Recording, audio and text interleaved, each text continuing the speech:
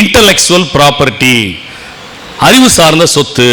அறிவு சார்ந்த சொத்து அப்படின்னா 5 விதம் இருக்கு, 4 விதம். Trademark, so trademark, copyright, patent, design act, geotag அப்படின்னு ஒரு 5 விதமான இன்டலெக்சுவல் ப்ராப்பர்ட்டிக்கு 4 நம்ம தொழில் நடைமுறையில் இருக்குது. ட்ரேட்மார்க்னா என்ன? ஒரு லோகோவையோ ஒரு தொழில் வணிகத்தோட பெயரையோ பதிவு செய்கிறது. காப்பிரைட்னா என்ன? ஒரு கதை, கட்டுரை, ஓவியம், ஆடியோ, வீடியோ இந்த மாதிரி பகுதிகளை பதிவு செய்வது.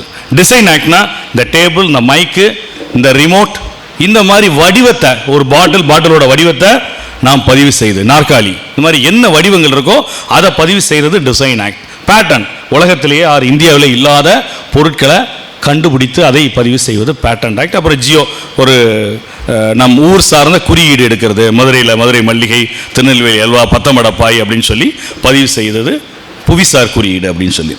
ஸோ இந்த இன்டலெக்சுவல் ப்ராப்பர்ட்டியில் நாம் பின்தங்கி இருக்கிறோம். இந்தியாவில் உள்ளவங்க பின்தங்கி இருக்கோம், குறிப்பாக தென்னிந்தியாவில் பின்தங்கி இருக்கோம். ட்ரேட்மார்க்னா என்னன்னு தெரியல, அதை பண்ணாமல் வச்சுருக்கோம். காப்பிரைட்னா என்னன்னு தெரியல, புதுசாக கண்டுபிடிப்போம்.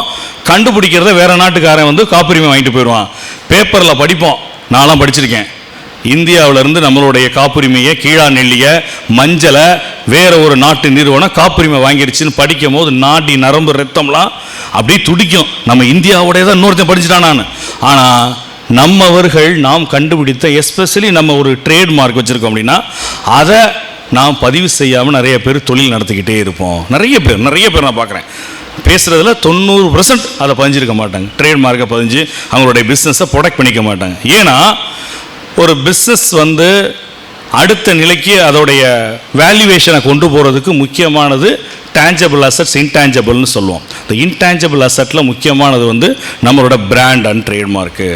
அது மேனுஃபேக்சரர்ஸ் மட்டும்தான் பண்ணணுமா? இல்லை, ட்ரேடர்ஸ் பண்ணலாம், டிஸ்ட்ரிபியூட்டர்ஸ் பண்ணலாம், சர்வீஸ் ப்ரொவைடர்ஸ் பண்ணலாம், ரீட்டெயிலில் உள்ளவங்க பண்ணலாம். அவங்களுடைய பிஸ்னஸோட, அவங்களோட ட்ரேட்மார்க்கை, அவங்களுடைய லோகோவை பதிவு செய்வது. அது நிறைய இங்கே லேகிங் இருக்குது. நிறைய பேர் அதற்கான அவேர்னஸ் இல்லாமல், அவேர்னஸ் இருந்தாலும் அதை செய்யாமல் இருக்கிறோம். அதற்கான வேல்யூவேஷனுக்கு ஒரு சின்ன கொஸ்டின் கேட்கலாம். நம்ம எல்லாருமே தொழில் வணிகத்தில் இருக்கோம், நிறைய சொத்து வாங்கியிருப்போம், வீடு வாங்கியிருப்போம்.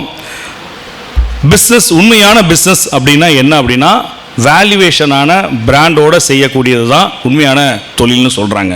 ஒரு பிராண்ட் இல்லாமல், ஐபி இல்லாமல், இன்டலெக்சுவல் ப்ராப்பர்ட்டி இல்லாமல் செய்வது எல்லாமே நாம் தொழில் அப்படின்ற பெயரில் வியாபாரம் தான் செய்துக்கிட்டு இருக்கோம் அப்படின்னு சொல்லுவாங்க. நீங்கள் தொழிலை நிறுத்திட்டாலும் உங்களுக்கான வருமானம் கிடைச்சிச்சுன்னா, ராயல்ட்டி கிடைச்சிச்சுன்னா, வேல்யூவேஷன் கிடைச்சிச்சுன்னா அதுதான் உண்மையான தொழில் அப்படின்னு சொல்கிறாங்க. அப்போ உதாரணத்துக்கு நான் ஒரு கொஸ்டின் இங்கே எழுப்புகிறேன், மேடையிலிருந்து சொன்னாலும் சரி. நாம் தங்கிடுவதற்கு நமக்கு அழகான வீடு இருக்குது. ஆனால் நாம் ஒரு 1 கோடி ரூபாய்க்கு தனியாக ஒரு வீடை வாங்கி வாடகைக்கு விடுறோம். வீடு விலைக்கு வாங்கி வாடகைக்கு விடுறோம். என்ன வாடகை கிடைக்கும்? 1 கோடி ரூபா வீட்டை வாடகைக்கு விட்டோம்னா என்ன வாடகை கிடைக்கும்? யார் தெரியும்? யார் சொல்லலாம்? 40,000, 30,000. அடுத்து ஏலம் போடுற மாதிரி இருக்கோ? 70,000 வாடகை கிடைக்குமா சார்? 70. ஸோ 30, 40, 70 அப்படின்னு சொல்கிறாங்க நிறையா ஏரியாவை பொறுத்து. ரைட், 1 கோடி ரூபாயை பேங்க்கில் டெபாசிட் பண்ணிட்டா எவ்வளோ வட்டி கிடைக்கும்? 60, 75, அதாவது 30, 40க்கு மேலே தான் கிடைக்கும். ஏன் சார் நம்ம வீடை வாங்கி வாடகைக்கு விடுறோம்? ஏன் பேங்க்கில் டெபாசிட் பண்ணிட்டு நிம்மதியாக இருக்கலாம்ல? ஏன் போய் அப்ரிசியேஷன் ஒரு கிளாப் பண்ணுங்க. 20 வருஷத்துக்கு முன்னால் ஆரம்பிச்ச உங்க தொழில், துவக்குன உங்க தொழிலோட பெயருக்கு மட்டும் அப்ப என்ன மதிப்பு இருந்துச்சு, வேல்யூ இருந்துச்சு, இன்னைக்கு என்ன வேல்யூ இருக்குன்னு உங்களால சொல்ல முடியுமா? XYZ ஏதோ ஒரு பேர் வச்சிருக்கீங்க உங்க பிசினஸ்க்கு. உங்க பிசினஸோட வேல்யூவேஷன் 20 வருஷத்துக்கு முன்னாடி ஆரம்பிச்சிருக்கீங்க. 50 வருஷம் 100 வருஷத்துக்கு முன்னால ஆரம்பிச்சவங்களா இருக்கீங்க. நான் உங்களை உதாரணத்துக்கு தான் வர்றேன். 10 வருஷத்துக்கு முன்னாடி என் பிஸ்னஸ்கோட பேருக்கு இந்த வேல்யூ இருந்துச்சு, இன்னைக்கு இந்த வேல்யூ இருக்குன்னு நம்ம சொல்ல முடியுமா? யார் சொல்ல முடியும்? ஆனால் நம்மளால் சொல்ல முடியும். ஒரு 20 வருஷத்துக்கு முன்னாடி ஒரு இடம் வாங்கி போட்டிருப்போம், அப்படியே அந்த பக்கமாக போவோம், டீ கடையில் வண்டியை நிப்பாட்டுவோம். ஏன்பா இடம் எவ்வளோக்கு போகுது?